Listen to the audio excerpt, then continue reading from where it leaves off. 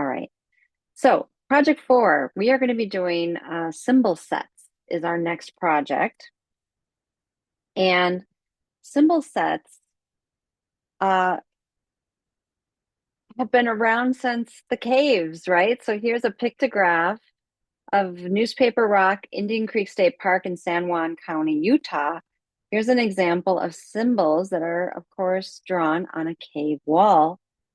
They've been around for a long, long time, thousands and thousands of years. Our project objectives for Project 4 are going to be to learn to identify symbols within an environment. We're going to learn to see unique characteristics of symbols, explore and experiment with shapes and patterns, practice simplicity in our design practice, and continue to develop a visual literacy. Symbol systems have tremendous potential for cross-cultural communication. Think about when you're traveling, going through airports, Olympic venues, and other places with diverse user groups. Think of, for example, the fact that we are a multicultural, multilingual world, right? So when we travel, we are going to places where people that are speaking all different languages have to be able to communicate and understand things.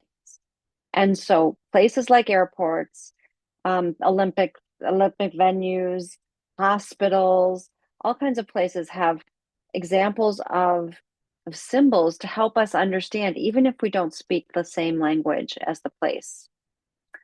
Their extreme simplicity also risks the possibility of miscommunication. So as cross-cultural communication grows and overlaps, symbols must become universal so that we can all understand what they mean.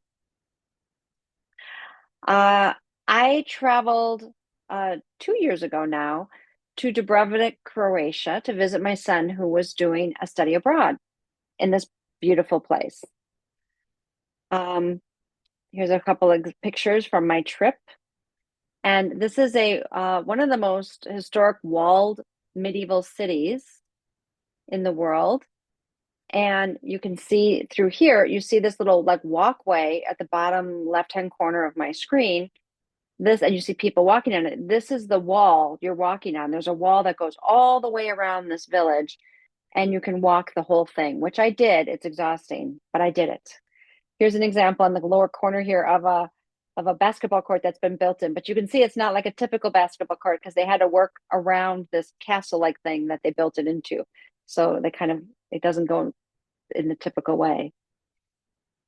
If there's any Game of Thrones fans, this is the stairway that's famous in Game of Thrones for Cersei's Walk of Shame, if anyone is a fan. And then these are some other shots. The reason I'm showing you all of these, my little vacation photos, isn't just because I want to show you my vacation photos.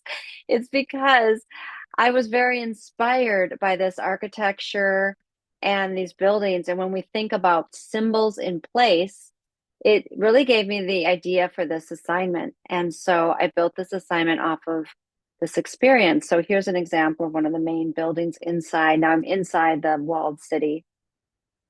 And then I go and see this amazing architecture, and it's just there's patterns and symbols everywhere. You can see a symbol in this clock. You can see some like little faces in the building. You can see patterns of brick, patterns of stripes, patterns everywhere. And then you can see there this building has some banners on it that are highlighting some things going on. This Dubrovnik Pass is talking to tourists about like getting a pass to go see lots of cultural sites. And then next to it is this banner to the right, which you'll see again over here. And this is like the entrance to the walled city.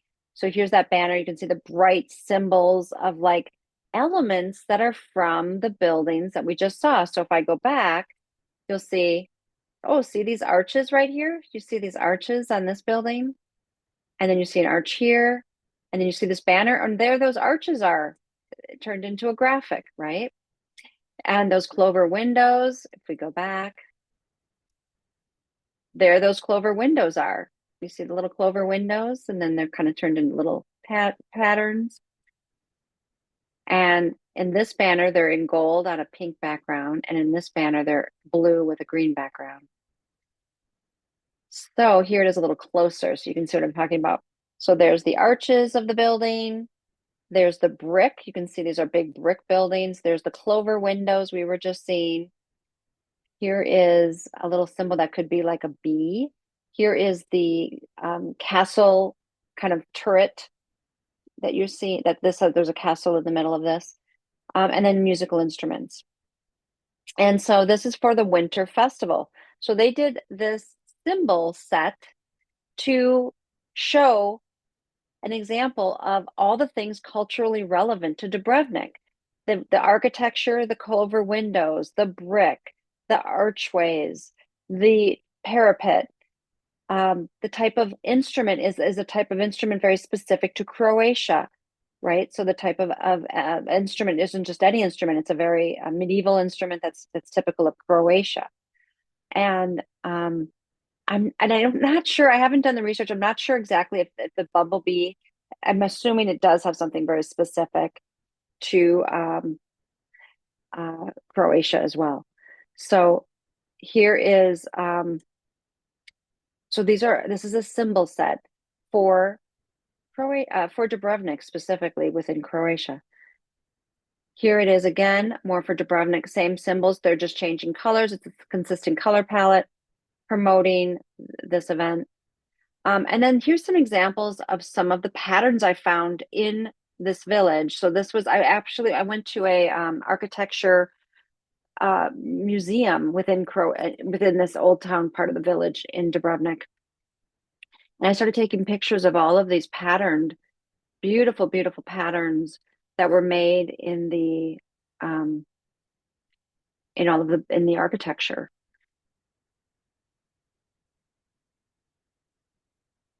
And so all of these could be made into beautiful symbol sets referencing excuse me, Dubrovnik.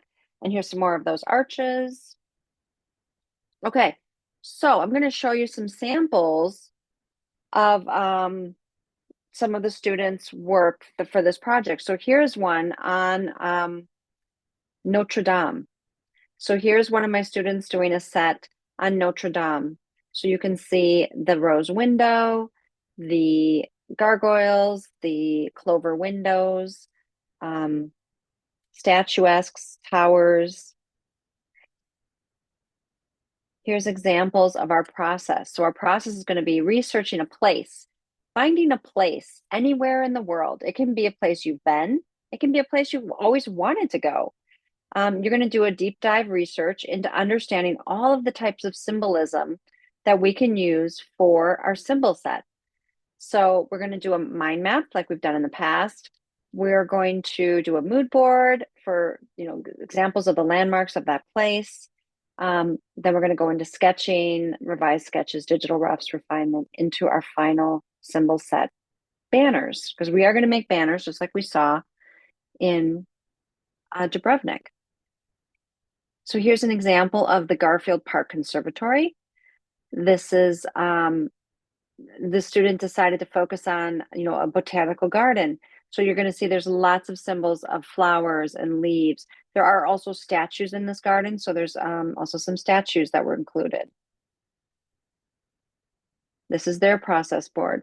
So here you're going to see their research, the project notes of all of the types of botanicals they were finding, a mood board, their sketches, revised sketches, digital roughs, refinements, and then into their two final banners. As you can see, the idea is we're going to create two final banners, one that's landscape and one that's portrait.